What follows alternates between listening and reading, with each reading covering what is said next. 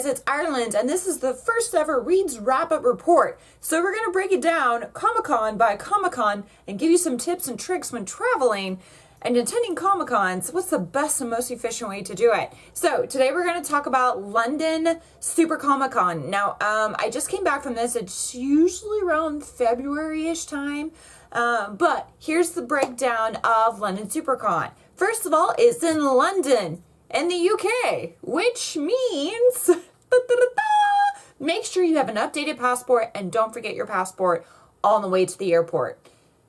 Yeah, I did that. Cool. And some tips and tricks. So if you travel quite frequently between Canada, Mexico, and other things, it's probably best to do a thing called global entry. Now, global entry, you can do it at pretty much any international airport. You make an appointment, you go in, you take your birth certificate, a piece of mail, yada, yada. They do a background check of you. I believe it's like $75. 75 bucks. They give it to you.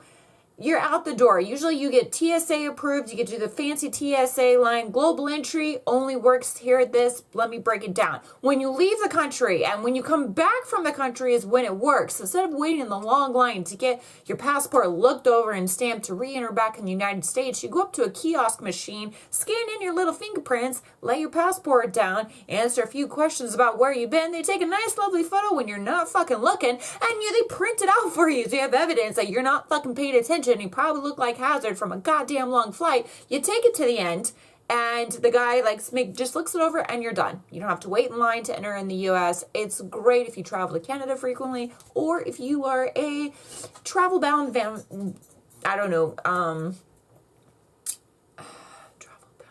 If you are an adventurous person, that's a great thing. You should probably look at doing TSA and global entry on that. Plus, it's awesome. It's great. Hassle-free.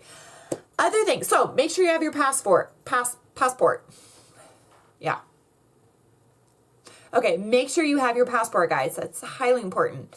Yes, I did forget it a couple times on the way to the airport.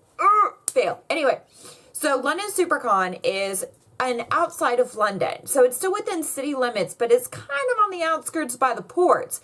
And if you look at it, it's actually right next to London Airport. Now, you guys can fly into the London Airport. It's usually pretty pricey. Or if you're coming in as a group from the United States, you might want to check into looking at Heathrow, and then you guys just all paying for a car and taking it to the hotel or wherever you're staying at. It's usually hosted at the Excel Center. And the Excel Center is a great, big, huge center towards the port. So basically kind of right by the airport. It's huge. The hotels that are nearby are the Doubletree and the Aloft. They are within walking distance for you guys to able to do that. And it's also next to a DLR station, which is very important. We'll get to that. So again, London Super Comic-Con, usually hosted at the Excel Center, usually kind of in the February, early spring time range. This con extremely focuses a lot in the comic books. So if you're a comic book artist, you're a comic book colorist, you're, one looking for it, you want to see some of the great legends, they always mix it up every year. Plus you get tons of vendors in there, and it's just an overall amazing experience. Not to mention, peeps in the UK, man, they go balls to the wall with their cosplays. It's freaking amazing just to look around, and they always have some super, super cool guests that I always fangirl over and have fun with, especially the ones that are in the UK, which I normally never get to see. So that's pretty awesome for me. I do fangirl a little bit. It's cool. It happens. Hey, we're all there. The event's usually 2 days.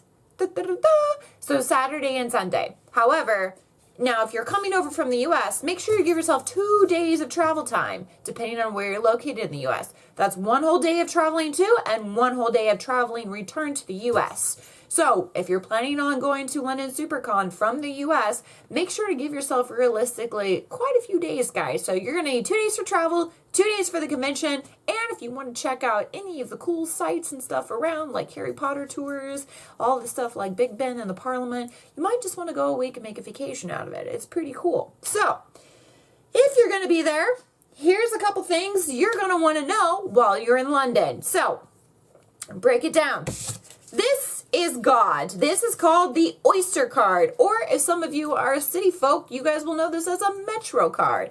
This works In the tubes, which are the underground tube systems that run kind of in the center of London, and this also works for all the DLRs, and those guys are the trains that take you to the tubes. Super efficient, best way to get around London. You guys can get a 7-day pass. I believe it's for 33 pounds. Okay, we'll get to the pounds and dollar ratio in a minute. And it usually goes to, as I have it upside down, my Harry Potter fan. What? Hoist to God! Or you can just do it pay as you go. If you're going to be there for 7 days, it's just better off just doing the 7-day pass with it. I still have my Easter card. I love it. I keep it with my passport. You guys, it is God. It'll take you anywhere you need to go in London, from the trains, which are the DLRs, to the tubes. You guys got it. Just beware, when traveling, they have the same crazy busy hours of business hours as somewhere in New York City. So if you're going to go anywhere between 4 to 6:37, you guys are going to get slammed with rush traffic. And I mean, it's like butt to nut in your face at the tube. So just prepare for that. I got people barking over here. Shut up! Okay. But that is God. Also, some things for you to consider. This is the pound. This is 10 pounds. Now, the pounds to US dollar ratio sucks a lot. Okay, so you can... The rate is kind of anywhere from, it's a US dollar, like 1 point, we'll say a best case, like $1.36 per 1 pound. Worst case, it could be like almost $2 for 1 pound. So just keep in mind that a lot of stuff, I usually just multiply it by 2. So if something says $6.97, I'm usually thinking in my head, okay, that's about 13 US. Just to give you guys a little bit of feedback. So it's not that bad, but I always like to give myself a little wiggle room. So if you have Canadian dollars, say, it's even worse. So just to keep prepared, just so you guys know and you're not scrounging around trying to figure that out. If you want to do tours, book your tours in advance and read the reviews of the tours. So if you want to try an all-in-one, you want to get off and get on type of bus things, whatever you guys want to do, make sure you book them in advance. Get all the logistics out of what you guys want to do on your tour and make sure you have that done. You guys are feeling adventurous and you want to go to Stonehenge and do all that. Just know that that's going to take a day. You are on a bus. It will be extremely long from experience. You guys get it. All right. So don't take a cab. I love the cab drivers in London. If you want to go for the experience, that's awesome. Traffic is crazy. They're doing some construction down there by the Shard and the Tower of London and everything else. So you might sit in a cab, especially if it's rush hour. So Uber, same thing. They have Uber out there. You guys can use that. Just watch on the cab. Try to stay underground in the tubes or the DLRs. It'll be a lot faster and more efficient for you guys. Just trying to save. And it's a little bit cheaper. So just trying to save you guys some of those hard-earned pebbles and time. Time is money. Don't waste it. All right. Coffee drinkers. There are Costas everywhere. Costas in London is kind of like Starbucks in Seattle. They are everywhere. Now at the Excel Center, there are a couple places to eat, including 2 large Costas now in the direct center of the Excel Center. So you guys can get some coffee and stuff over there. Again, if you're coming from the US, it's not going to be your traditional Starbucks stuff. It is a little bit different. So prepare yourself. And things are not as sweet. So please take that into consideration as well. They go light on the sweetener. We go heavy on the sweetener here. Big difference. Now, for all you white American girls, fret not. There is a Starbucks on the top floor of the Excel Center and one of the very corners. There is a Starbucks. It's not your normal going to get your caramel macchiato, whatever. I don't have a clue. But it's sort of the same. Not really. But fret not. They do have one. And they have great croissants and stuff. So you're good. You're good.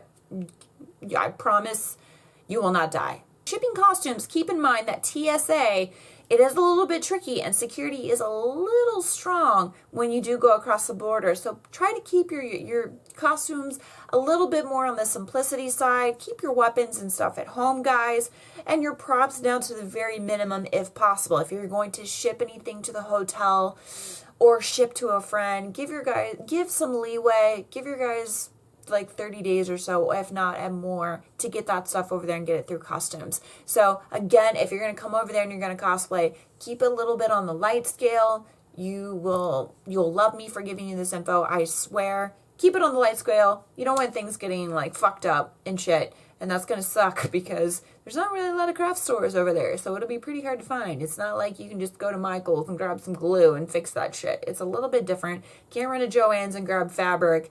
It doesn't really work that way. So to prevent yourself from getting fuck ups on your costume, keep it light, keep it simple, keep your props and weapons at home or down to the very minimum, whatever you can fit in your 26 to 32 inch luggage. Other than that, you guys should be fine on that. Again, anything that you guys from the UK want to leave, any tips or anything, please post below the video for others who are going to London Super Comic Con. It is an amazing Comic Con. It is very wholesome. I love it. I love everyone who attends at the UK. I love seeing all the cosplays, and I love meeting all the artists and stuff that I never really get to at other conventions. So it's a lot more personable. It's a great con. There's a lot of quality to it. You guys will absolutely love it. So again, guys, check them out. London Super Comic Con. You guys, there's just so much to offer, and my UK peeps are quite amazing, so I will be seeing you guys soon. And thank you for watching Reid's Rapport Report. I will continue in the next few weeks with C2E2 from Chicago, and I'll also be posting from WonderCon Los Angeles some tips and tricks for you guys if you're coming out here for those. So until then, much love, and we'll talk to you soon.